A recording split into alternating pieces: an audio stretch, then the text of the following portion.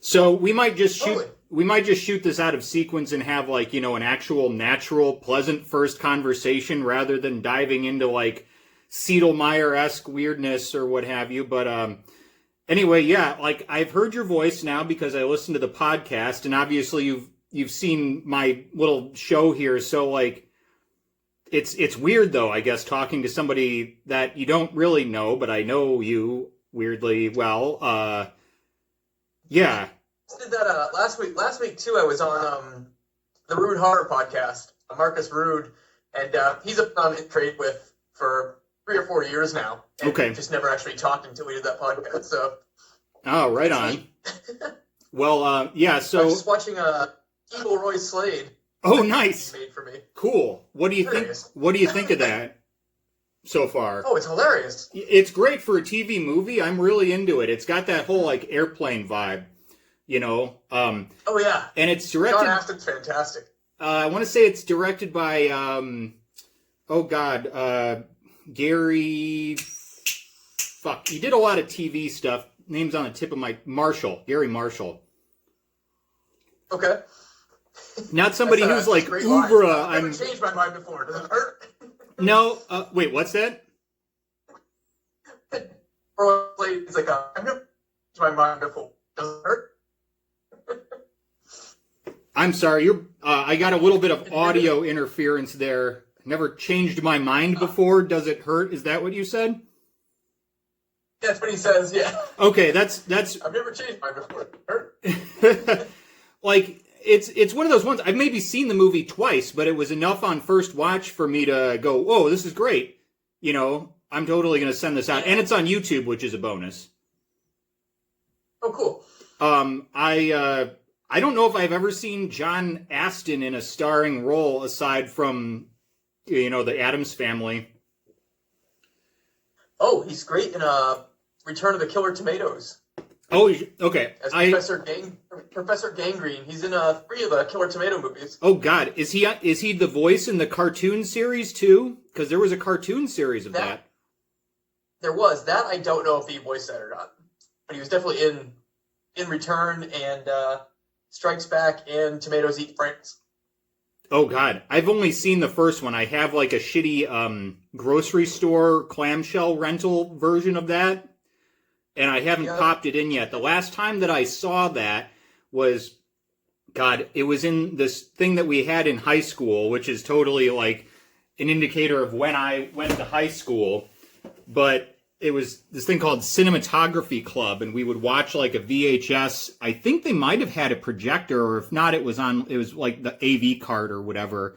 But it was basically a bunch of us, like high school stoners, extracurricular activity that like might look good on a college application, but really I think it was like the teacher's excuse to like rendezvous with another teacher at the school after hours. Maybe pure speculation, but yeah, I know, right? But it was just this like, I don't know, group of stoners that would get together and watch movies, not necessarily stoning activities being condoned by the teacher or anything, or known, or even necessarily a guarantee every time, but it was high school after all. But good times. That was a wacky, dumb movie. It's been so long.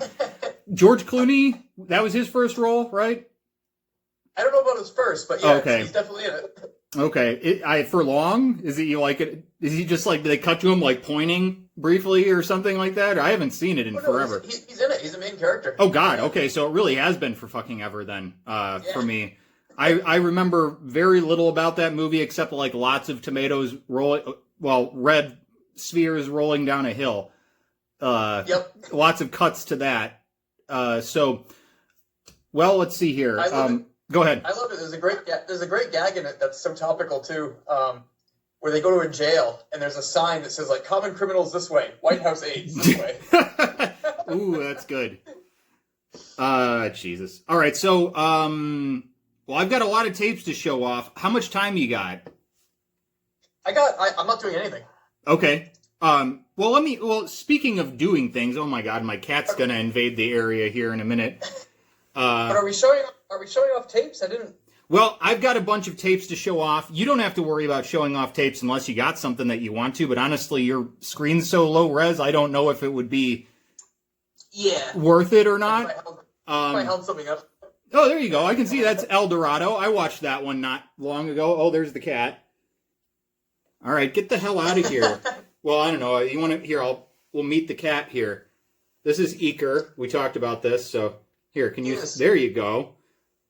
Eek actually is her name. It is, but Why we I added did our podcast last night, and Chopper invaded the place too, so mine might be popping up too. Yeah, Eek likes to be where the action is, you know. I just fed them thinking that would deter them from getting right in the middle of things, but clearly that was not the case. So what I've got, I'll kind of break it down for you. I've got a bunch of random tapes. Some of the stuff were, this is so weird for me. I have to like lean over these books to see the phone, which is a reflection of the other phone I'm chatting on. But anyway, so I've got a bunch of the ones that you made for me. I thought I'd maybe show off just for giggles. Yep. Because you put a lot of time into some of those, case-wise. And, well, fuck it. Let's just show those off while I'm thinking of it, because the reason I'm calling you is, you know, you're my higher up in the VHS game, the multi-level marketing scheme or whatever. And by the way, everybody sings your praises as like the nicest dude for whatever that's worth. I agree wholeheartedly. Yeah. Well, thank you. Meh. Okay. All right. Flattery won't get me anywhere with my boss. All right. So, let's see here. All right, so okay. Well, these stacks are a little bit out of order, but this is one you sent me, Night of the Hunter. You watched this, right? Oh yes. Yeah, that was some good shit. Thank you for sending me that. That's been on the list. Let's see here, Ruben and Ed. That's your favorite, or one of them. My favorite movie of all time. How did it get that distinction? Because honestly, I think I don't know. I don't think I viewed that at the right time in my life, maybe, or something like that. But was that one you rented a lot at the video store? Not at all. My boss, actually, my boss, who was actually my buddy at work, told me about that movie. Okay. And then I rented it from Videoport. We had a video store here in town that was crazy. They had an incredibly strange film section. Okay. That was what it was called. You know, that's cool. Action or incredibly strange, and Ruben and Ed was filed under the incredibly strange, and that's where I rented it for the first time, and fell in love with it, and ended up watching it. I want to say 3 or 4 times before I returned it. But this was only about maybe 10 years ago, so I didn't see it at all when it first came out. Okay, wow, that's pretty recent for a video store to be doing business still too. Yeah, they held on for a while. Okay. The last great video store that I had access to and would go to quite frequently was a place in Champaign, Illinois called That's Rentertainment. And boy, was it. Like, I've rented the whole original Twin Peaks series on VHS, which I'd never seen before that point from them, and like scads of other stuff I can't even think of off the top of my head. Let's see here. Here's a few. So Larry Cohen was a big... well, that's not a Larry Cohen movie, my bad. You sent me that with a bunch of his. Let's see, we got The Ambulance. That's a fun one. I think my favorite, at least the scene that sticks out for me in that one, is James Earl Jones still like posthumously chewing gum as he's like dying or whatever. It's Alive. That was a fun one. I like that one a lot. Especially like the beginning, the dad's oddly charming. Like I have no idea who the dad is in that, but like he's personable. Oh, he's great. Which reminds me of another early Cohen movie. You've seen Bone, right? Mm-mm. Oh, you haven't seen Bone? I have Bone, but I've never watched it. Oh my god, okay. I watched that streaming recently. I don't know if that's like his first movie, but it's like, I would say it's way early in his catalog. Yeah. It's very professional looking, and I guess it's because he doesn't do anything with like effects, really. It's just like a drama. But Yaphet Kotto's in it. It's real fucking weird. It's definitely, I would say, high on the watch list for him. You should check that one out. Like I was way impressed with it. What's that? I said it's on a shelf right behind you here. I've just never popped it in yet. Yeah, I have tons of stuff that I still haven't watched. Like, I've got a couple from you I still haven't watched, and I feel bad about it. But here, look, let me see if I can hold... Oh, don't feel bad, because I've watched so little of what you've sent me, too. Oh, thank you. Thank you. Okay, I've definitely watched a couple. Here's one that you put in a lot of work on, it looks like, and I still haven't watched this one, but I'm going to watch this one soon. Dr. Caligari, not the German Expressionist version, but... That's from '89, I believe. Yeah, wow, that's a weird-ass movie. Okay, well, that'll be I think that might be on the deck shortly. I don't know when. Maybe tonight we'll throw that on. This one was one that I even added my own labeling to because I wanted to be able to see it in my stacks. I have weird stacks. The Wizard of Speed and Time. You stack your tape sideways, too? Well, I keep them in fucking produce crates, which is... I don't know why they were cheap and I had a lot of them and they fit a lot and they stack. I don't have like good shelving for them, and that's the system I've come up with. Yeah, I don't have very good shelves either, and I have so many tapes that I have to lay them sideways. Oh, right on. Just like the label you made. I would love to put them all standing up, spine showing, but I cannot do that. Yeah, look at the back of this too, man. You really put in some time on this. You got It's a Sedelmeyer. Twice Upon a Time, which I gotta say, I only watched a little bit of that. I watched it, but I don't think I paid close attention to that one. But it was interesting. It was very interesting. Twice Upon a Time, super neat. Yeah. Very neat cartoon. They made that for, I want to say that was made for HBO. And they, it was originally an adult cartoon that was rated R. And it was loaded with swearing. And they were all like, no adult wants to watch this. Oh, man, that would have been so much better. They kind of chopped it down and made it into a more kids-appropriate movie, even though there's definitely some scenes in there that are very nightmarish and very spooky looking.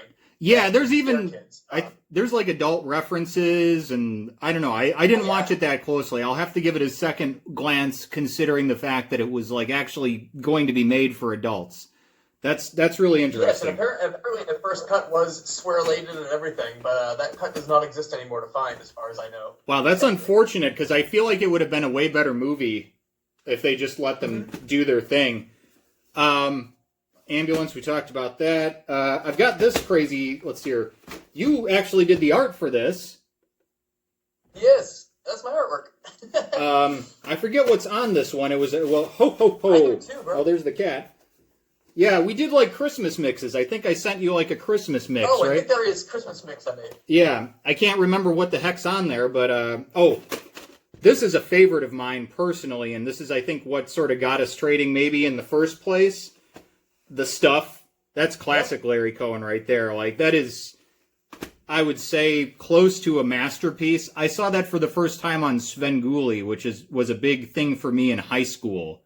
That's where I saw a lot of the movies. I know, but I've never actually watched Svengoolie. I know he's a very famous horror host. Yeah, I mean, actually caught it. He's nationwide now, so you might be able to get him, but I have no idea. Do you get MeTV at all? Going? Yeah. Do you get MeTV where you live? I don't know what kind of cable package or whatever you have, but if you get like basic cable, you might get his channel. We do have MeTV in the area, but it's kind of hilarious because I work in TV. Yeah. I don't even have an antenna. I get 0 channels at my house. Like. Yeah. Okay. Right on. So you don't. I stream. I'm sure he's found streaming too. I don't know, honestly. I think he might be broadcast only because it's become sort of this thing where like we cut cable a while back, and it's like the big thing that we miss now is Saturday nights with Svengoolie. Not slurring my words enough yet. I need some more alcohol. But yeah, so that was something that we missed, and I tried to build a fucking antenna, but I realized that we are in like a kind of a dead zone now. In the glory days of antennas, back when it was the good old UHF and VHF, I had it set because here where I am, I'm between like two major, what would you say, areas, broadcast areas. There's Chicago, there's Rockford, and then on a good day I would get stuff from Madison or Indiana even. And back then, I mean, you could watch through the static. sometimes it even added to the effect. The first time I ever saw the Come to Daddy video by Aphex Twin was on a 13-inch black and white TV with bad reception coming from Indiana. Fucking freaked my shit out. Sent shivers up my spine, so much. It's so good. It's so good. But anyway, But now with the digital signal, it's all or nothing. Yeah, and I can't watch stuff when the audio cuts out, or audio and picture together cuts out for even 2 seconds. That's enough to lose you. Yep. Yeah. So, okay, tell me a little bit about your TV job. I'm curious. I basically do anything behind the camera. I don't go out and shoot news stories. I just work in the building. Okay, I kind of got that impression. Yep, depending on what day I'm there, I'm either the dude pressing all the buttons saying, take camera 6, take camera this, take camera that. Pressing the buttons really fast, making sure everything's live. Okay. Some days I'm just working audio. And I also work master control, which is basically like babysitting a TV station. As long as we're on the air, we're good, and there's nothing I need to do. Right on. So I've got all of our, it's really cool too, actually, all of our commercials that we air are all digital now. Everything comes in digitally. Okay. But there used to be a mailroom where we would get mail every day of beta tapes filled with commercials. Oh wow. That we would have to take and catalog and ingest and play the actual tape on the air. Or not so much play the tape on the air, but digitize off that tape to get what we were going to play on the air. Good Lord. And that doesn't exist anymore, because everything's just, a video is just emailed to you, basically. So the mailroom, it still exists at my work, and I've taken that over and made my own little office in there. I've seen TV, I got a PlayStation and a GameCube and a Super Nintendo in there. Nice. I've seen your little pictures that you've shared with the VHS rejects, and that seems fun. So you didn't have an office before then? Then I take it.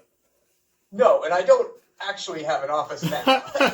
You just have an area where you have taken over, and you're like the troll that lives there now. Exactly. And okay, cool. That's good. And the cool thing too, this is the second TV station I've worked at, local news, and it's just the nature of the beast. Between the 6 o'clock news and the 11 o'clock news, there's nothing really for me to do. So I've just got this giant window every night.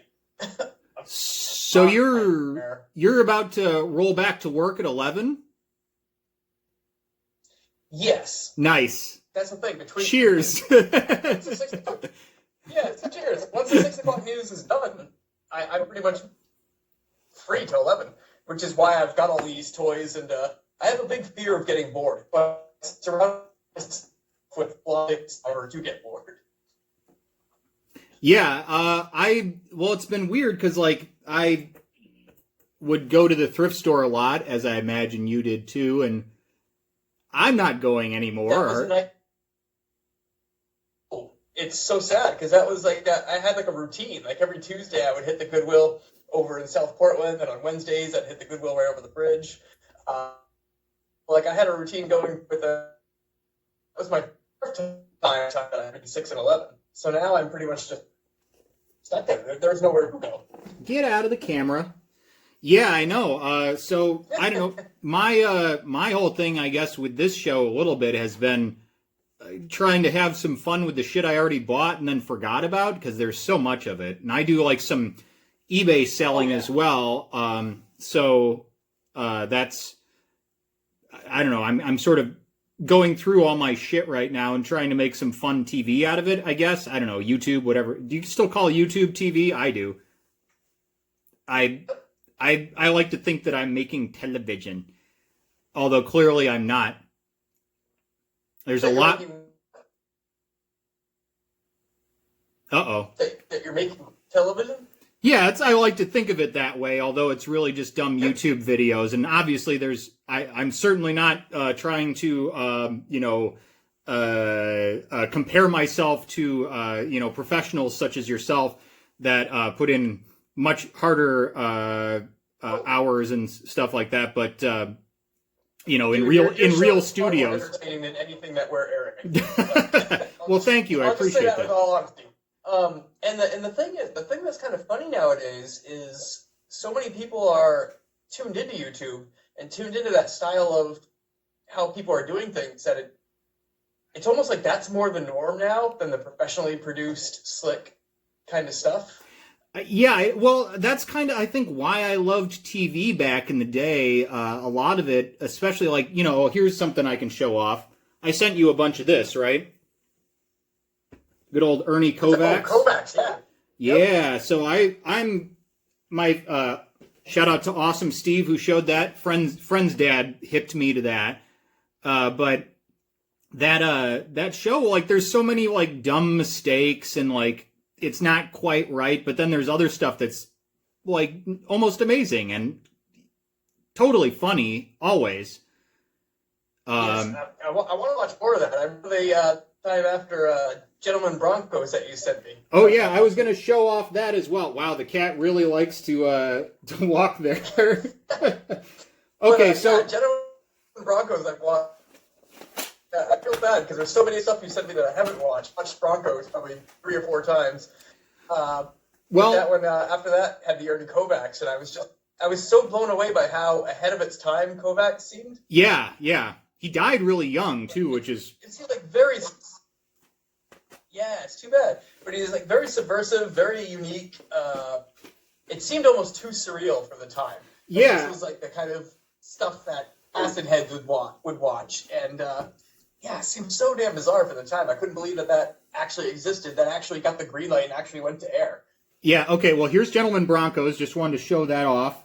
This is a DVD. Shame. Somewhere I've got my VHS copy of that, which it's not in front of me. I have so many fucking stacks here. It's ridiculous. But yeah. Now, did that actually come out in VHS, or was that after the fact? Well, my VHS copy was so weird. It was this weird nexus in time where I was streaming Netflix through my Wii, which I had connected to my DVD VCR combo. I can see the wheels turning. So, yeah, yep. I was able to dupe that off of Netflix through my Wii. And I think you can see some, like, menu navigation at the beginning of that tape if you look. Oh, I've got all the menu navigation on the copy you sent me. Yeah. Yeah, so like I just left that in because I thought it was funny.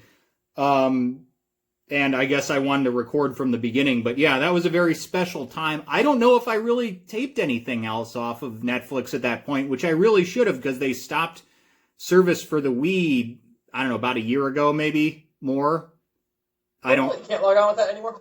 I guess not. So my Wii has been in great disuse since then. Yep. So let's see here. Oh, okay. Here, I wanted to show a couple of things that I think I sent you. We'll quiz you and see if you watched them yet. All right. Gotcha. So here's Chuck and Buck. Did you see that one? Uh-oh. How does that work? Okay, hey, are you back? There you are. Sorry, I'm in my basement, so the Wi-Fi is probably a little spotty. But Chuck and Buck, did you see that one? I did see that one. I watched it in my office at work. Oh, okay. I'm sorry. I missed you saying. I just heard something about office at work. So okay, right on. Yeah, nice one for the coworkers to walk in during you watching. Yeah.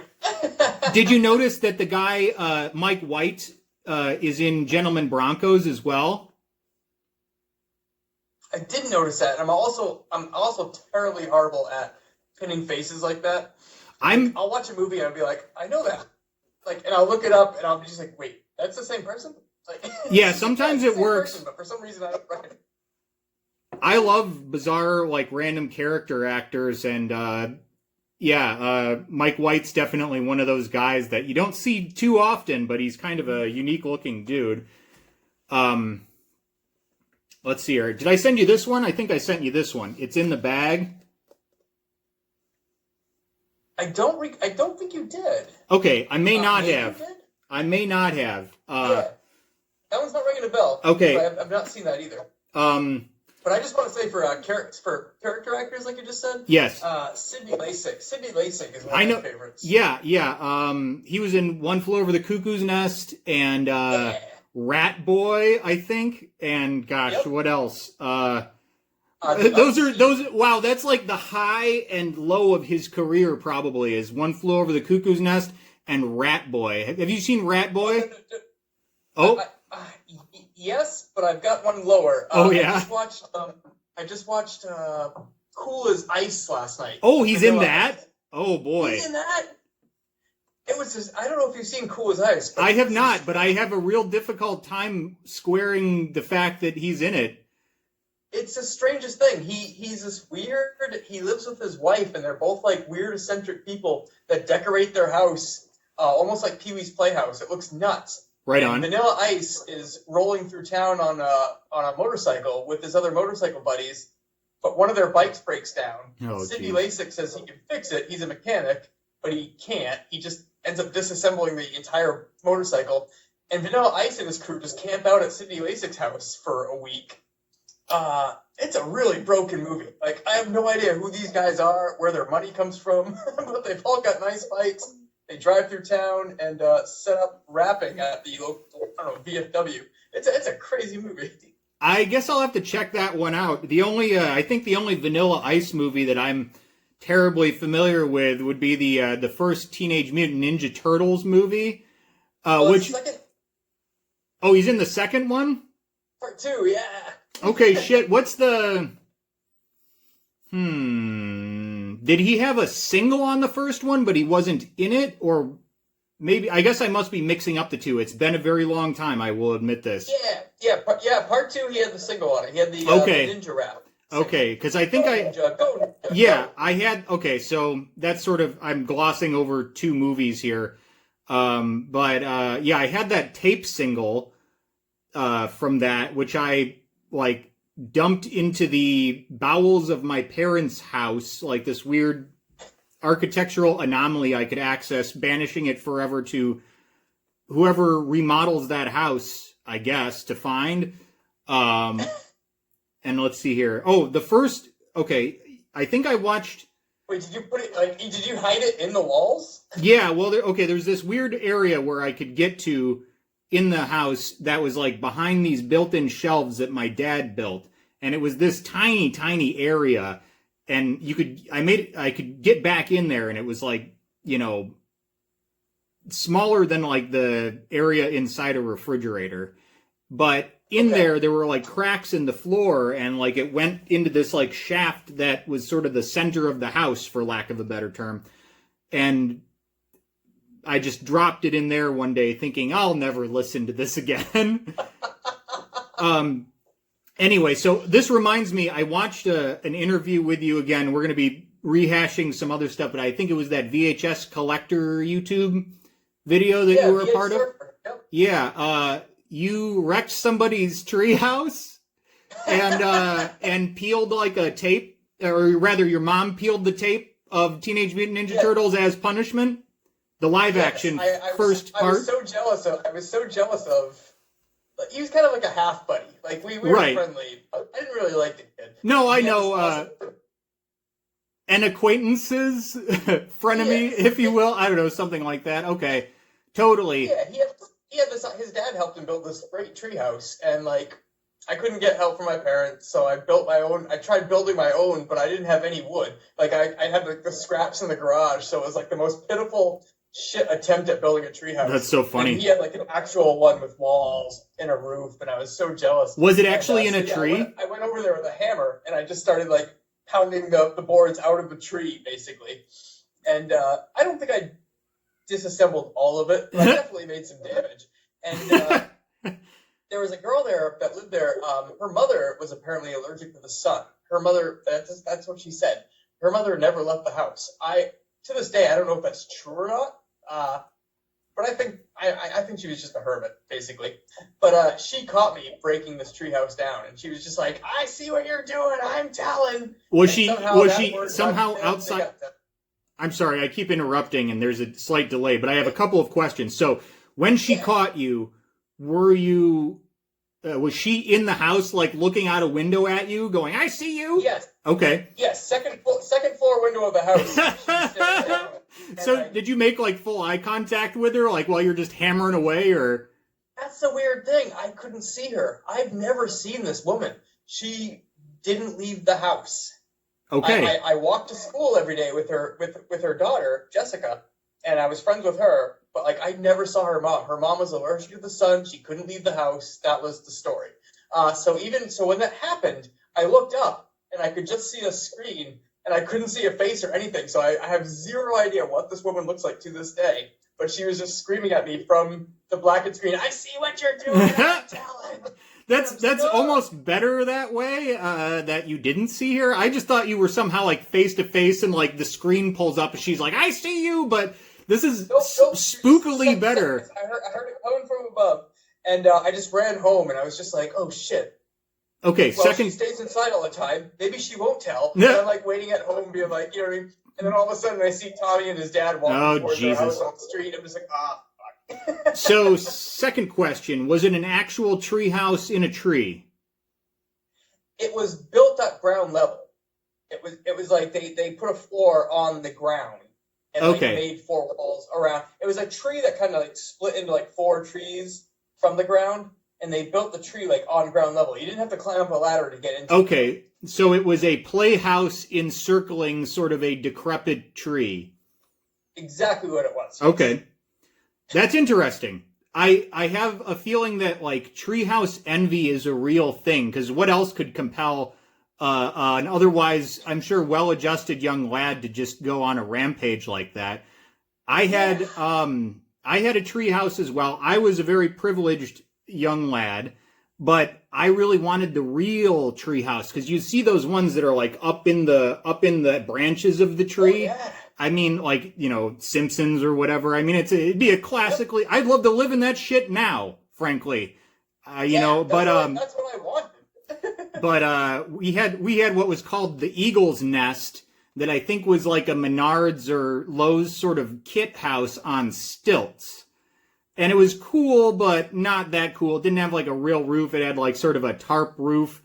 It was kind of a disappointment wanting a real house. But the only tree that we had on the property was this like perilously large tree in the front yard that like no sane person would let their kid build a tree house in. It was like, I can't believe the thing's still standing, honestly. Like, it's got to be close to a champion at this point. All the other trees in that neighborhood have fallen down that were like remotely comparable in size, and it's still in the front yard of this. Down from like hurricanes, or I guess storms. We don't really get hurricanes here in the Midwest. We get like down from being too big. Yeah, probably lightning damage, wind damage, decay, all those sorts of various factors that would take down a tree. But the one in the front yard of my childhood home is still standing and still fucking huge.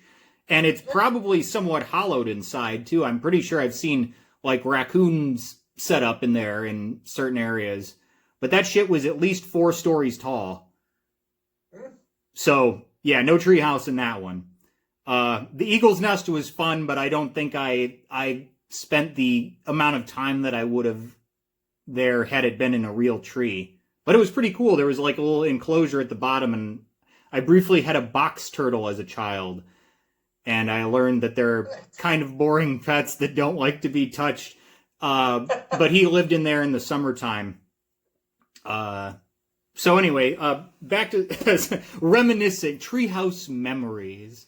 Yes, so let's see here. I don't know if I sent you Blood Simple or not. Check out this tape though. I'm going to show it anyway. Isn't that sexy? Isn't that a nice looking tape? You did send me Blood Simple. Okay. Blood Simple, and I have not watched it yet. That's one of the only Coen brothers I haven't seen, which is kind of hilarious. It's their first one. Yeah, and it's really fucking good. We were talking about character actors earlier. Emmett Walsh has a pretty... Oh, I love him. He's got a very significant role in that movie, and he's great. Like, it may be the largest role I've ever seen him in. So you really should watch that one, seriously. And then how about this one? Did you watch Steel and Lace? Did I send you that one? You did send me that one. I actually, but I have seen that before. I haven't watched the copy you sent me. Oh, okay, but you've seen that. I have. I gave that to my buddy Matt Kaufman. He loves cyborg movies, and he loves killer girl movies. Right on, yeah. Like, it's definitely worth. So it's just like, yeah. So I was like, this is up your alley, man. You love Cynthia Rothrock. You love girls that kick ass. You love cyborgs. You need to steal them. So I ended up giving him my copy of that. Okay, you almost blew my mind by saying Cynthia Rothrock, and I was like, whoa, holy shit, was she in that? But I don't think she's in this, right? Bro, I just meant like in general. Kick ass, Girls That Kill. Yes, in general. Yep. I got you. I gave him that movie as a bonus in a date trade. Ah, well, that's a steamy bonus, I'll have to say. It belongs at his house, huh? Yeah, well, it's a steamy bonus. You should definitely watch that one again. Like, it's fucking bonkers. It definitely seems like oh, it's great. Fodder for the podcast, by the way. Where are you guys episode-wise now? You are probably at, what, 60 or 70 or more for the Funbox Monster podcast? We're pushing 70, yeah. Okay. We're pushing 70 if we haven't got there already. I'm not sure the number because Tristan does all the logistics, all the uploading, all the recording. I basically just talk into the mic. That's a good place to be. Yeah, so he's the one in charge of all our great Photoshop covers too. Oh, excellent, good. That's some quality Photoshop, by the way. I do love a good shitty Photoshop. He does great. Yeah, that is a Funbox Monster podcast. If anybody's watching right now and is wondering what that podcast is, tune in today. Okay, so one more time. One more. We just did Witchboard. We covered Witchboard last night. Okay, that's not one I'm familiar with. From '86. Here's one you guys did. Did you? Yes, we did do Ninja. Oh my gosh, you have that tape? Yeah, I sent it to you. Remember? You mentioned it in the podcast. Yes, that's how I watched. That's how I watched it for the podcast. Yeah, yes, I did mention that. Which is funny. Like, I've only gone through yeah, I still. I've gone through episodes on that I have of movies that I've seen or am about to watch. I don't want to, or like ones I don't mind being spoiled a bit, because you guys are very thorough. You basically go through minute for minute and break it down, which is great because it's really entertaining. If you've already seen the movie, but probably not the best thing if you haven't seen it yet, or maybe if you're considering seeing a movie and you're like, I don't really care too much, let you guys kind of spoil it, because you know what's good, what's bad, what's aged poorly, and you fucking go through it all. And it's hilarious, by the way. You guys are very charming to listen to. Both me and the wife have cracked up to it quite a few times. Let's see here. What was it? Oh, The Prophecy with the Big Bear Creature. We watched that one. We had you spoil it for us, and then we watched it, which was entertaining. Because that's Frankenheimer, I want to say. The guy that did, I think, the second... I think that he was coming off the second French Connection movie, which I do love the first French Connection, and the second French Connection's good too, but it's a totally different and weird movie. I've never seen any of those, actually, to be honest. Like, holy shit. Okay, well, your face there, like, what? I'm a big fan, and I didn't realize it until I started actively seeking out the director's movie, but William Friedkin. Exorcist, yeah. What'd you say on that one? He did the Exorcist. Yes, right? The Exorcist. I'm sorry, I should have fucking been able to piece that one together. Audio is just slightly bad, but yeah, Exorcist. That's the big one. But okay, I actually hadn't seen The Exorcist. Big surprise there, but till last 2 years, I'd say. But I'd started watching other ones of his and realizing that they're really fucking good. There's a lot he does Cruising, I think, which is a crazy one with Al Pacino that I watched, and then he did Killer Joe, which was one that I sent to you recently. Yes, I have not watched Killer Joe yet. That one's he also did The Guardian. Have you seen that one? No, I haven't seen that one. Tell me a bit about it. Yeah, there's it's basically it's based on a book. There's a weird babysitter that shows up, and she's kind of like a witch who controls trees. Weird. So there's killer trees in it. Okay. Which are pretty awesome. I'm on board. That sounds good. That's all I remember. I like trees.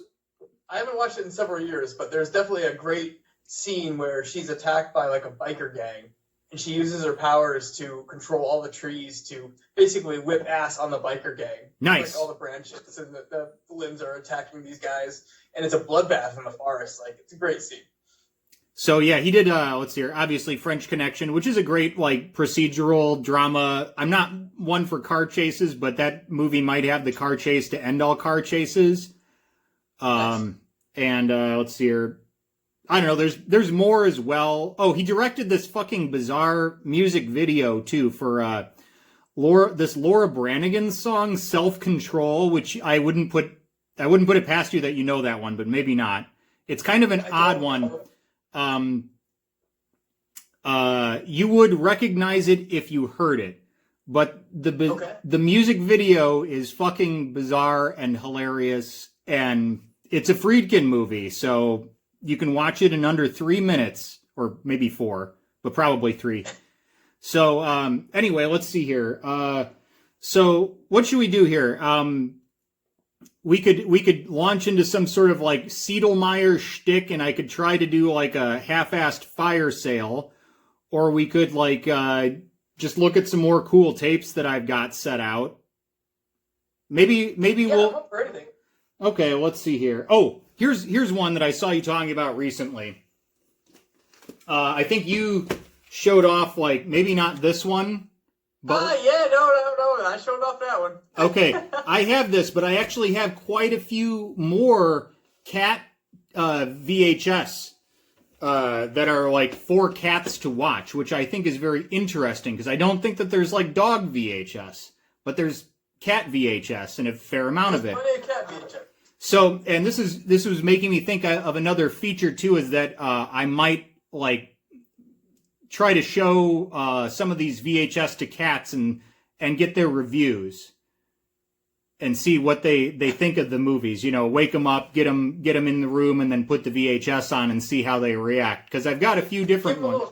Give them a little catnip first. Oh, for sure. You know, Give them a sauce. we just got a package from Chewy, so yeah, we got the good shit. Oh, nice. So all right. But yeah, I wanted to show off a few more of these cat VHS. This one is not necessarily like meant to trigger them, but it's like kittens at play. Does that say Kitty Love? Kitty Love, yeah. So is it backwards for you? It must be. Yeah, it's backwards for you. It is backwards for okay. me, yeah. Cat Sitter. Yep. I've never seen that one, but I've seen the case. I've never watched it. Oh, those crazy cats. Cat-tertainment. Okay, and then this is sealed. I didn't realize I had this sealed. You can cut it with a cat paw. Oh, maybe you can. I don't know if my cats will put up with that shit. So, all right. Let's see here. Oh, I think that's about all for the actual cat VHS, but I had a couple more that I wanted to, I think, run by the cats as well to see maybe what their review is. So I've got Dances with Hummingbirds, Bluebirds Up Close, which I've actually seen and is interesting. They go on about building bluebird houses. And then we've got Bird Watching. And what I didn't bring downstairs was a series of Bird ID VHS from Audubon, which are fucking cool as hell, and they're like time coded. But here's, and then of course there's a classic. I'll try. We'll see if they actually like those, and then work them up to the classics here. Oh, love that movie. It is a great movie. There's a second Birds, is there not? There is The Birds 2, Land's End. I have not seen it, and it's probably not Hitchcock either, right? Any clue on that one? Oh God, no! It's just awful. Okay, like in a good way or a? And if I'm not mistaken, the director is Alan Smithy. Oh, I love his movies. That's great. Me too. He's so great. He's made so many good things. And what a long career too. I mean, of directing. Yes. I mean, he's still active today, probably. There's a lot of shit coming out that nobody wants to put their name on. So, let's see here. Oh, here's one that I think I sent you. White of the Eye. That's that guy Donald Camel, David Camel. Shit, I should know this. Is he on here? Donald Camel. You did. I think you did send me that one. I have not watched that one yet. This one is kind of just like run-of-the-mill 80s slasher, sorta. It reminds me a lot of Manhunter. Do you like Manhunter? I do like that movie. Tom Noonan. I love Tom Noonan. The guy that Brian Cox is pretty great in that too. Oh, got out the ice cube tray. Here's one. I think I sent. Yeah, freshening it up here. Did I send you a copy of The Rat Man? Somebody just posted somebody just posted like a boot of this, but this is one that I found secondhand. That's clearly a boot made God knows when. Oh, very cool. Oh, here, this is interesting. I haven't send me Rat Man, but I have not watched it yet. That's okay. It's kind of great. I think you would, that one is like right up your alley. There's a lot of like bizarre like women gyrating in bikinis for fashion photographers, and it's like dubbed and stuff. But this is interesting. This actually has the person that made the dub on the VHS. It says Dunwich Video, P.O. Box. I can't read that backwards. Chicago. So somebody in Chicago made this. There's a copyright date of 1989, but I'm pretty sure that's just when the movie came out, ish. What else do we got here? Oh, Gentlemen Broncos. There's my. I have watched. I love it. Oh, let me go. This is the Loved One. Oh, The Loved One. Yeah, go ahead. Holy shit! I love this movie. It's pretty great. It's got an amazing cast, and it's just kind of bonkers, right? It totally bonkers. Yeah, this is another movie that it just seemed too weird for how old it was. Yes, in my mind. I have a little stack of those to show off as well, like weird old movies, because that's what I like. You know, yep. We've kind of established this as I love shit that was made way back when that seems like even weird now. Like. And that's stuff that I never seek out, but every time you send me something like that, I end up loving it. Right. So, I mean, yeah, there's a lot of that sort of stuff out there. I mean, there's more. I don't know if we've passed the threshold yet. We probably have of all the movies that were made before sound. There may be just as many movies now with sound. Gotcha. Tons of them are lost, of course, the silence, because of film degradation and them turning into like flammable gel. But like that kind of blew my mind. I imagine we've probably hit a tipping point with streaming and everything, if you're going to count like that sort of cinema as well, and just whatever people have put up on YouTube. But it just kind of shocked me to think that there's so much out there even before sound. Yes. Well, I've also had the thought too, but I know this thought's not popular for people that work in the entertainment industry right now. But I've had the thought, and especially now, everything going on in the world, this is actually more prevalent. We could just stop making movies right now, and we would never run out of enough things to watch. I think you're probably right. We are at like peak entertainment. There has never been more. Every moment, there's never been more to watch. There's so much stuff out there, and there's so much stuff that we have not seen, and I just wonder, like, if they actually just stopped making anything new, we could probably live out the rest of our days and never not have something to find to watch. It's weird to think about too, because like I'm sure that COVID-19 is probably killing Hollywood right now. Nobody wants to go to movies. Nobody wants to shoot a movie. Nobody can go to the movies. What's that? Nobody can go to the movies. Right well, now. yeah. And even then, like, once they say it's okay, will anybody want to go? Probably not. You know, and yeah, I'm definitely going to be waiting for, I think, a test for antibodies and all that stuff before I start mingling too much more. But I mean, even shooting a movie seems next to impossible with the amount of people involved. Oh yeah. So I don't even know like how they're doing new stuff right now. Yep. Okay, so I have a little stack of like old weird shit to show off as well. Yeah. We got Foolish Wives with Eric von Stroheim. And you might recognize Eric von Stroheim from this one that I know you watched, Sunset Boulevard. Oh, you sent me that movie, and I loved it. Sunset Boulevard is, I would say, Billy Wilder's best movie, at least in my estimation. It's got it all. We've got Gloria Swanson. Such a cool movie, man. Gloria Swanson did not get an Oscar for this, and I really think she should have. But she was a silent star that came out of retirement for this role. And there's a ton of like silent movies with her as a young actress where she is hot stuff. I mean, I saw, there was one that I saw called Manhandled at a theater with organ accompaniment, which is one of my favorite things to do. If you ever get the chance, you know, when... I have. Oh, you have? Excellent. I saw the Gold Rush. Oh, okay. Chaplin, that's a good one to with see. Live Kochmar organ. We have a Kochmar organ here in Portland, and it's insane. I don't know if you've seen one of those, but that's the giant organ there where they've got like, I think it's 4 tiers and 1,000 buttons all around it. And it actually comes out through the big pipes that are built into the Merrill Auditorium here.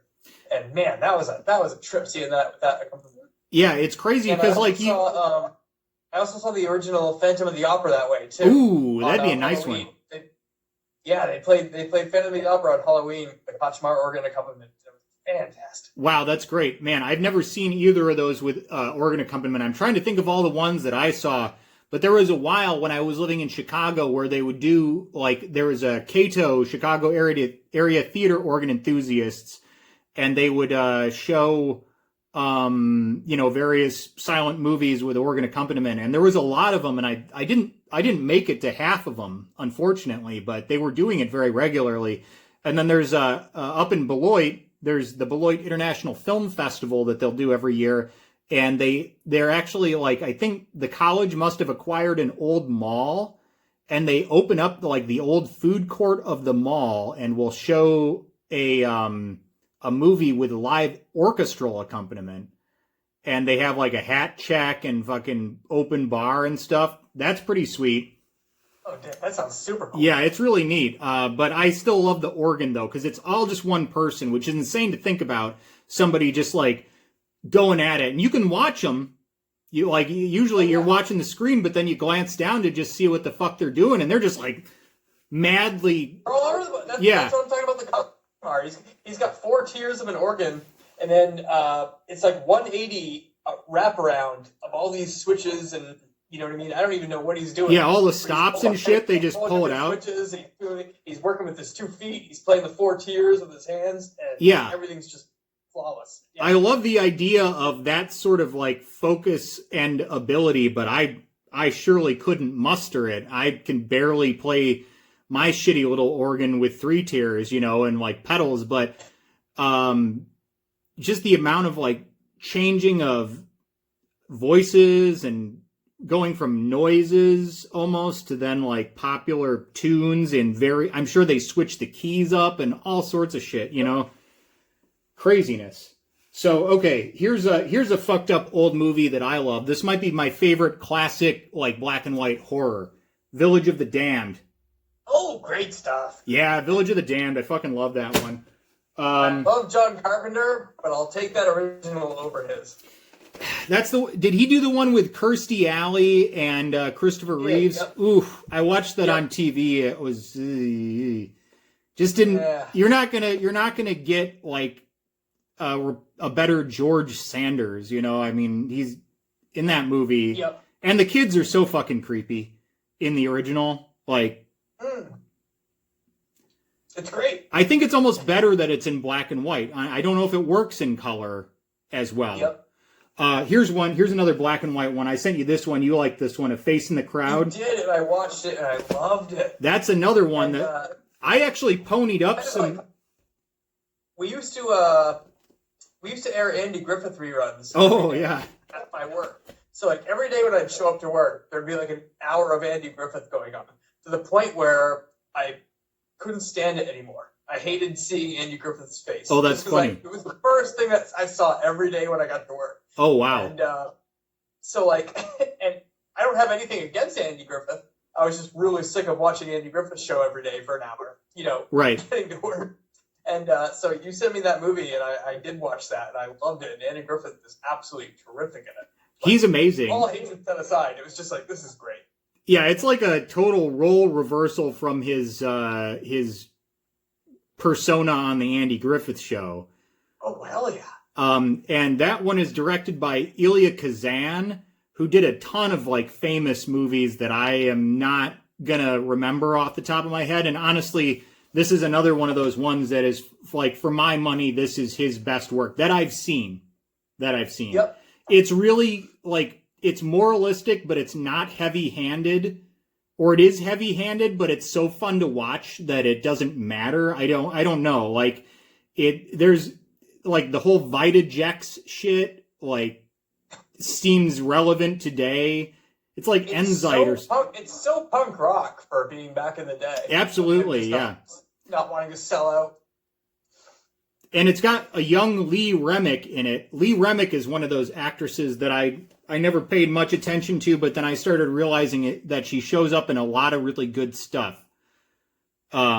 She's in The Omen. She's in Experiment in Terror, which is another one I was like bugging you about to find a tape of. That's been in my brain meat. And I'm always looking for Experiment in Terror whenever I'm up there. I don't know if you're going to find it. Like, this one I ponied up and I had to go to eBay for a face in the crowd. Yep. And I'm glad I did. It was like $10 and totally fucking worth it. Yep. Let's see here.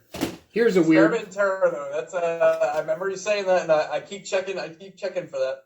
Here's Mind Games with Robert Mitchum. I like Robert Mitchum, although he's totally like sleepwalking through this one. This is like towards the end of his career, and clearly he's not that into the script, but like there's moments in this that are like neat. They remind me a little bit of like Wizard of Speed and Time as far as like the montages that they put in. There's like weirdness in it that's decent. Here's another odd one. Depression era in the 1970s. They shoot horses, don't they? It's about like one of those like week-long dance competitions where people are dancing to try to get fucking a quarter or whatever because it's the Depression. How about, have you seen The Swimmer with Burt Lancaster? No, I've heard that's a really neat one, though. It is weird. My buddy and boss at work, he told me about that movie once. Okay. Yeah, it's like an odd... Here's one you sent me that I like a lot. I was kind of surprised. I think you sent this to me anyway. Gods and Monsters. Oh, that's a neat one. Yeah. About Frankenstein? Yeah, well, Bride of Frankenstein, I think the director did or whatever. But yeah, James Whale. And then his, like, kind of, I don't know, weird, like, lusty, demented, gay retirement. I don't know how to better describe that one necessarily. Whatever happened to Baby Jane? Oh, I've always been curious about that one. I've never seen that one. That's a good one. You got Joan Crawford and Bette Davis who hated each other together in like a weird fucking like alcohol-fueled nightmare. Let's see here. Wow, I've gone through some stacks here. This is all the like stuff that I brought out to kind of show off with you on camera. Maybe we'll do the fire sale a different time because this is we're at nearly an hour. Yeah. So I didn't know I had to bring a bunch of stuff to the. I honestly wasn't expecting you to. I didn't plan this a whole lot. Like I did set up like some sound effects which I haven't been using, but I thought it would maybe be like a like a weenie in the butt soundboard there. Yeah, well it's.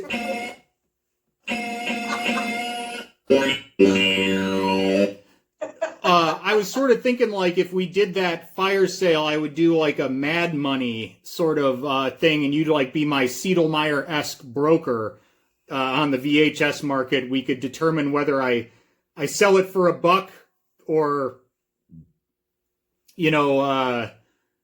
put it on eBay or whatever.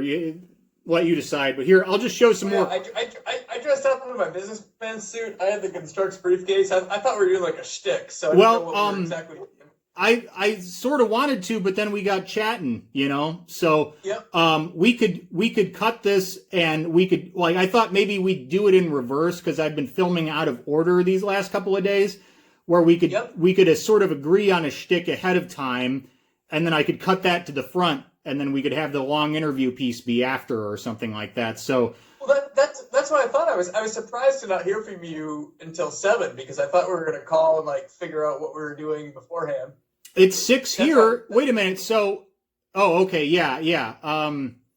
You called me at the right time. I thought you were going to contact me like an hour or two earlier. Well, to, like, discuss what we were doing. My time got away from me a little bit today trying to prep for this because that'll happen. Well, I don't know. Do you want to do some shticky shit? I could save the rest of these for next time, and we could do like 5 minutes of sell. Yeah. All right. Okay. So what we'll do is I'll save a few of these stacks that we didn't get to that I wanted to talk with you about for another time, and then we'll do like a shtick of, you know, just my crap fire sale stuff that needs to go. I mean, highly valuable merchandise that could be yours.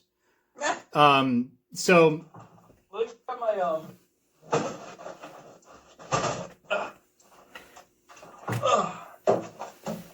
nice. A briefcase.